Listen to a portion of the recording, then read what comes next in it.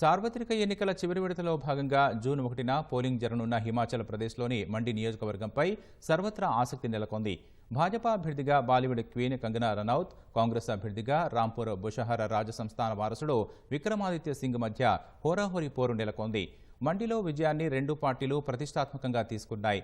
రాజవంశీయుల కోటలో కంగనా రనౌత్ విజయకేతనం ఎగరవేస్తుందా లేదా అనే దానిపై ఉత్కంఠ నెలకొంది.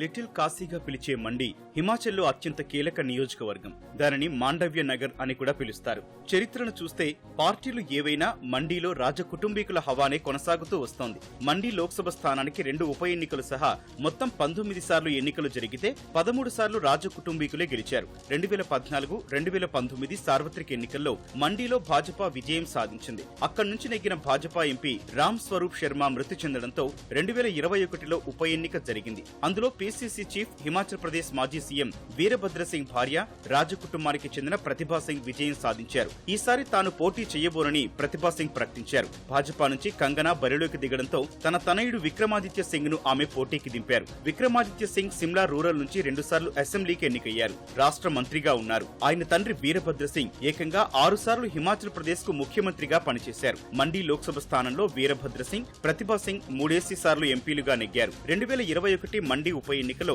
తల్లి ప్రతిభా సింగ్ కోసం విక్రమాదిత్య విస్తృతంగా ప్రచారం చేశారు.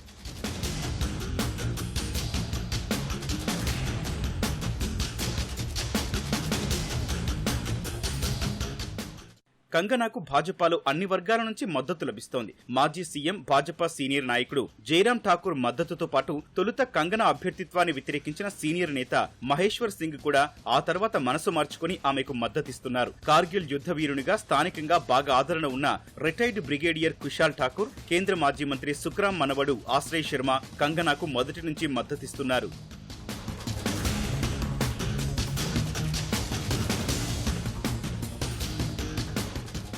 ఎన్నికల ప్రచారంలో విక్రమాదిత్య సింగ్, కంగనా రనౌత్ పరస్పరం విమర్శలు చేసుకుంటున్నారు. నియోజకవర్గ అభివృద్ధిపై కంగనాకు ఎలాంటి విజన్ లేదని, ఆమె కేవలం రాజకీయ పర్యాటకం చేస్తున్నారని విక్రమాదిత్య ఎద్దేవా చేస్తుంటే ఆయన్ను చోటా పప్పు అంటూ కంగనా విమర్శిస్తున్నారు. కంగనా వివాదాస్పద వ్యాఖ్యల్నే కాంగ్రెస్ అస్త్రాలుగా మలుచుకుంటోంది. హిమాచల్లో విపత్తు వేళ బాధితుల పట్ల కంగనా సానుభూతి చూపలేదని, మండీని కనీసం సందర్శించలేదని కాంగ్రెస్ విమర్శిస్తోంది. ఒక్కసారి అవకాశం ఇస్తే నియోజకవర్గ ప్రజల కోసం పనిచేస్తానని కంగనా అంటున్నారు. గిరిజన ప్రాంతాలకు కనెక్టివిటీ మెరుగుపరచడం, పర్యాటకాన్ని ప్రోత్సహించడం వంటి హామీలిస్తున్నారు. మరోవైపు మండీని స్మార్ట్ సిటీగా మారుస్తానని విక్రమాదిత్య వాగ్దానం చేస్తున్నారు. రాజ్యసభ ఎన్నికల సమయంలో పార్టీ మారతారనే ప్రచారం విక్రమాదిత్యకు ప్రతికూలంగా మారింది.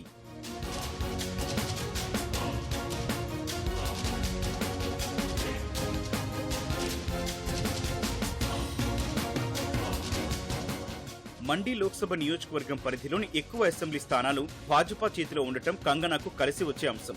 ఎగువ ప్రాంతం భాజపాకు, దిగువ ప్రాంతం కాంగ్రెస్ కు అనుకూలంగా ఉంది. 6 జిల్లాల్లో విస్తరించిన మండి లోక్సభ నియోజకవర్గంలో 13,77,000 మంది ఓటర్లున్నారు. దీని పరిధిలో ఏకంగా 17 అసెంబ్లీ స్థానాలు ఉండగా 13 అసెంబ్లీ స్థానాలు భాజపా, 4 అసెంబ్లీ స్థానాలు కాంగ్రెస్ చేతిలో ఉన్నాయి.